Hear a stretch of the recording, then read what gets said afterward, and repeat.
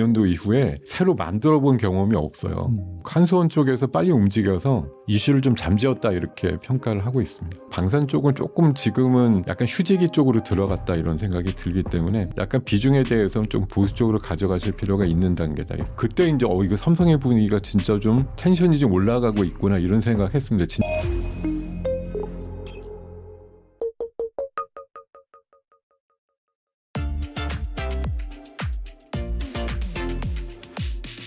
이번에 또 시장이 흔들흔들하니까 여기저기에서 악재가 터지면서 네. 이 주도주라고 불리던 섹터들이 조정을 받았는데 대표적으로 원전주라고 볼 수 있죠. 예. 한수원이 체코 원전을 수주하는 가운데 미국 웨스팅하우스의 퍼주기 논란이 좀 불거지면서 뭐 대통령실은 해당 계약에 대한 뭐 진상 조사를 해라 이렇게 얘기도 나오면서 이에 따라서 이 두산 에너빌리티 등 원전주가 크게 조정을 받았다가 또 촬영한 당일날은 또 이제 어느 정도 말아 올리긴 했거든요. 네. 이 원전주 어떻게 보시나요? 큰 틀에서 일단 보자면 일단 이 이제 촬영을 다음에 아마 이게 공개가 되는 시점에는 아마 한미 정상회담이 끝났을 시점일 수도 있거든요.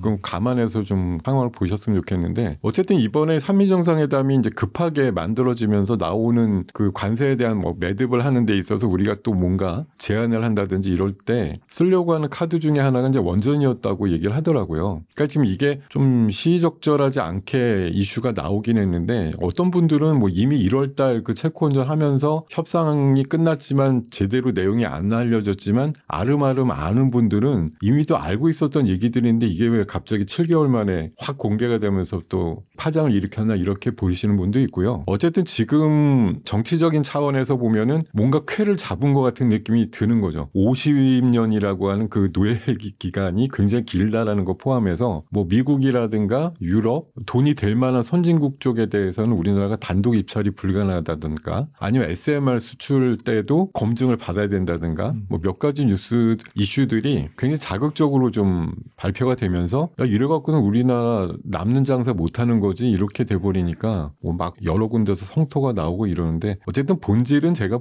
지금 현재 파악한 수준에서는 저렇게 반대 논리로 얘기하시는 분들이 있어요. 어떤 산업적인 특허라든가 이런 것들 쓸 때 특허료 같은 게 보통 5에서 10%는 내는데 이번에 1.8% 아니냐 생각보다 적게 내고서 이런 동맹관계를 얻은 거다. 그리고 잘 아시겠지만 어제 촬영을 기준으로 어제 기준으로 반전이 일어났던 게 한수원 사장이 웨스팅하우스랑 조인트 벤처 하러 간다. 이번 주말에. 그러니까 완전히 바뀌었거든요. 미국이 지금 100기가와트의 원전 용량을 2050년까지 400기가와트로 늘리려고 하거든요. 그럼 300기가와트를 늘려야 되는데 원전 한 기가 보통 1기가와트짜리거든요. 300개를 줘야 돼요. 근데 제가 알기로는 미국은 원전을 1979년도 이후에 새로 만들어 본 경험이 없어요. 그러면 지금 행정서명을 최근에 한 트럼프가 2030년까지 12개 정도의 대형 원전을 짓겠다고 서명을 했는데 그거 누가 지을 거냐 말이죠. 3, 40년 동안 경험이 없는 미국에서 자체 기술력과 특허만 갖고서 지을 수는 없다. 결국은 우리가 조선에 대해서 마스가를 제안한 것처럼 원전에 대해서도 우리가 도와줄게 이런 식의 제안을 미국이 받아들일 것이다라는 관점에서 이제 접근을 한다 보면 전화위복의 상황이 만들어질 수도 있다라는 생각이 들거든요. 그래서 저희가 아마 그러니까 촬영일 기준으로 어제 정도의 이제 급락이 이틀째 되었을 때 과감하게 저가 매수하는 게 맞다. 이거는 전략적으로 이거는 우리가 손해 볼 수 있는 물론 뭐 주니까 한 기당 1조 원 가까이를 뭐 줘야 된다 이렇게 얘기하는데 그게 사실 명목적으로 로얄티는 2,400억 정도고 한 8, 9천억 정도의 기자재를 뭐 그쪽 통해서 사야 된다고 해도 그 기자재 자체도 결국 우리나라가 우회적으로 공급할 가능성이 높다라는 관점에서 보면 별로 누출되지 않는다. 그런 시각들도 분명히 있다는 거죠. 그래서 저는 이게 막 정치적인 해석을 통해 가지고 원전이 도대체 하면 안 되는 건데 이렇게 매조지되거나 결론이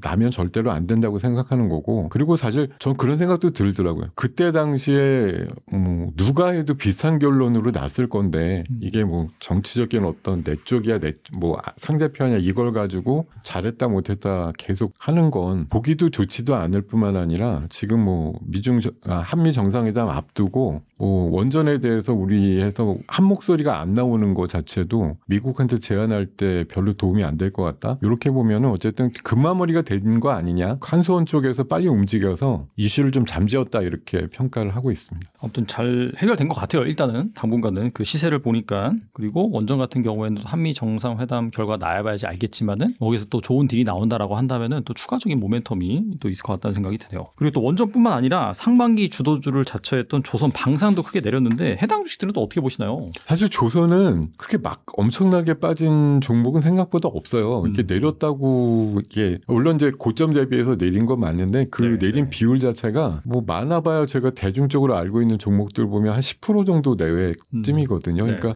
지수도 보통 쭉 올라가다가 내릴 때 뭐 미국도 우리도 비슷한데 지수가 한 10%쯤 내리는 거는 그냥 통상적으로 1년에 한 두어 번쯤 나오는 뭐 통상적인 조정 이렇게 보는 거고 20% 이상 내리면 이거 좀 심각한 레벨인데 이러는 건데 어쨌든 조선 쪽은 그 마스가라고 하는 프로젝트에 연관돼 있는 기대값이 좀 있기 때문에 최근에 좀 뭐 고점 이후에 내린 것들도 있었지만 대부분 그렇게 큰 파해가 된 상태는 아니다 이렇게 좀 판단하고요. 그리고 아무래도 MRO라든가 또 알래스카 뭐 LNG 개발이라든가 이런 쪽에 조선과 조선 기자재 쪽이 또 공통분모가 있는 종목들이 많기 때문에 아직까지는 뭐 조선에 대해서 크게 염려하지 않아도 현 추세대를 유지하는 상태다 이렇게 보이는 상황이고 다만 이제 방산 쪽은 조금 이번에 이제 표면적으로 보면 우크라이나 휴전 이슈 나올 때 뭐 다들 예상하고 있는 거지만 어쨌든 큰 전쟁 얼마 전에 중동 쪽은 조금 소화가 됐고요. 이제 진화가 된 거고 우크라이나 쪽이 마치 지금 다음 주라도 3자회담을 하면서 굉장히 빠른 진전을 하게 될 경우에 휴전 또는 평화협정으로 빨리 가게 되면 아무래도 한 3년여 끈 전쟁이 끝날 때 방산 쪽에 대한 어떤 절정의 뭐 투자 심리가 조금 누그러질 수밖에 없다는 생각이 들고 약 2주 전인가요? LIG 넥슨을 탁 찍어가지고 또 글로벌 IB 쪽에서 너무 비싸다 이렇게 의견이 나오면서 약간 부러지기 시작했던 거기 때문에 뭐 반도체도 왜 겨울이 온다 그러면 부러지듯이 참 이게 누군가 이렇게 아니야 이렇게 강력하게 좀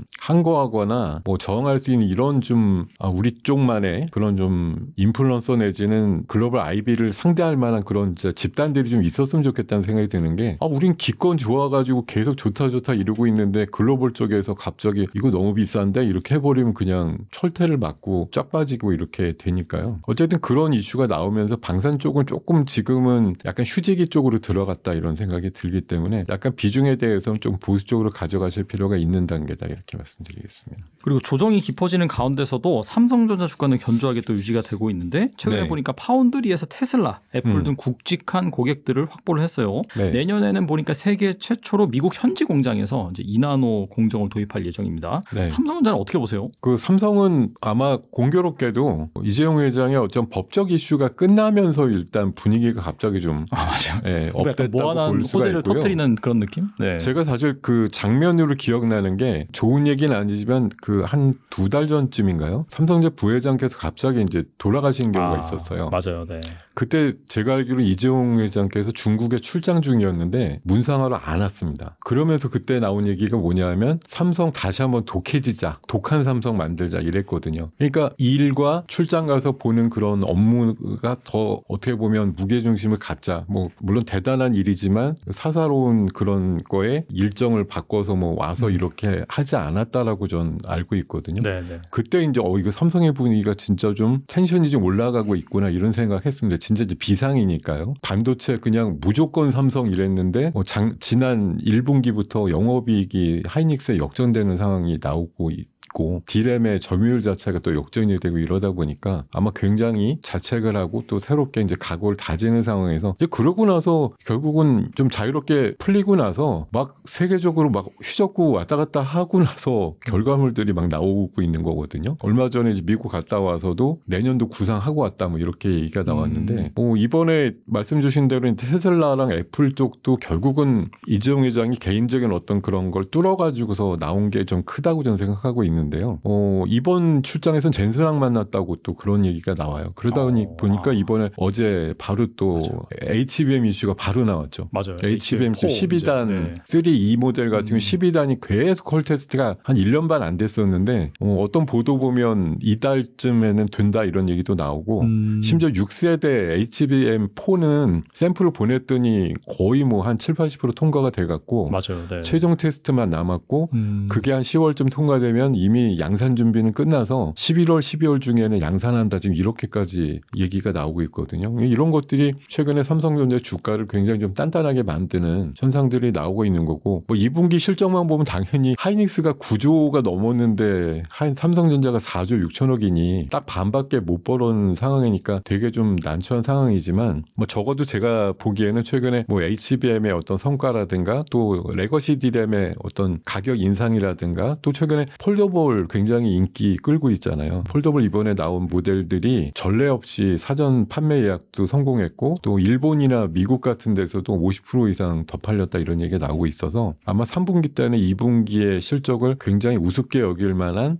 그런 성과들이 이어지지 않을까 하는 관점들이 최근에 주가에 좀 반영되고 있는 부분이 있는 거고요. 이게 테슬라 하나만 보더라도 보니까 이게 뭐 칩을 그냥 하나 공급하는데 끝난 게 아니라 잘하면 뭐 배터리도 더 할 수도 있겠고 디스플레이 쪽도 할 수 있겠고 여러 가지 분야들을 굉장히 여러 분야에서 동맹을 많이 맺을 수 있는 관계들이 발전된 가능성이 높다 이렇게 판단하고 있습니다. 그 아까 말씀해주신 그 삼성이 그 공장을 짓고 있다라는 테일럿인가? 제가 알고 있는데 뭐 그 우스갯소리인데 그때 그런 얘기 나왔던 것 같아요. 그 앨런 머스크가 사는 집하고 테일러가 되게 가깝대요. 그래서 내가 자주 가서 볼 거야 이렇게 올렸다는 얘기들도 있었습니다. 그게 뭐 기가 팩토리인가? 거기에서 엄청 가까워 40분인가? 네, 밖에 안 걸려가지고 되게 가까워가지고 수시로 가서 본다고 뭐 그런 얘기 있었거든요. 그게 막 TSMC 같은 경우에는 아무래도 슈퍼 의리다 보니까 좀 그런 거에 대해서 좀 깐깐하게 볼 수도 있는데 삼성전자는 또 그거에 비해서는 확실히 좀 저자세긴 하니까 또 일론 머스크가 가서 수시로 가서 또 뭐 참관할 수도 있고 뭐 그런 것도 있고요. 이번에 엔비디아의 그 딜을 넣은 것도 보면은 뭐 기사에 적혀 있는 그대로 제가 그냥 본 건데 하이닉스보다 한 20% 정도 싸게 공급하겠다 이렇게 딜을 쳤다고 얘기를 해요. 그러니까 엔비디아 입장에서는 이제 논한 거죠. 그렇죠. 네. 혼자 단독으로 하이닉스한테 받을 땐 그냥 가격 협상도 못하고 어떻게 보면 슈퍼 의리돼가지고 HBM 다 계약해서 사는 단계였는데 경쟁 체제가 마이크론까지 해서 세 군데가 생기면 아무래도 가격 협상력이 엔비디아한테 생기면서 가격 낮추는 효과가 나올 테니까요. 뭐 제품만 좀 확실하다고 하면 삼성 거 안 쓸 이유는 없지 않을까 이렇게 생각이 듭니다. 아무튼 간에 HBM4 계약이 임박하면서 SK하이닉스는 조정을 받고 삼성은 견조한 모습을 보이고 있는데 뭐 HBM 분야에서도 이제 삼성전자의 반격이 시작됐다라고도 볼 수 있겠네요. 저는 이게 작년 상반기예요. 그러니까 24년도 상반기에는 HBM이 고사양은 하이닉스가 하지만 저사양은 삼성전자가 좀 나름대로 하고 있어서 점유율이 한 40% 됐대요. 근데 올해 상반기에 삼성전자 HBM 점유율 얼마인지 아세요? 17%입니다. 그 정도로 많이 다운됐는데 지금 삼성전자 캐파상 나오는 거 보면 내년도쯤에는 다시 30%대 정도로 올라갈 것 같다 이렇게 얘기가 나오고 있어서요. 지금 아마 내년도 되면 하이닉스가 뭐 거의 이동통신 점유율하고 비슷해요. 하이닉스가 50%, 삼성이 30%, 마이크론이 20% 이런 정도의 비율로 HBM 시장 점유율이 될 거다 이런 전망들이 많이 나오더라고요. 아무튼 그러면서 SK하이닉스 주가는 계속해서 빠지고 있고 확실히 약간 롱쪽 플레이도 있는 것 같아요. 보니까. 그렇죠.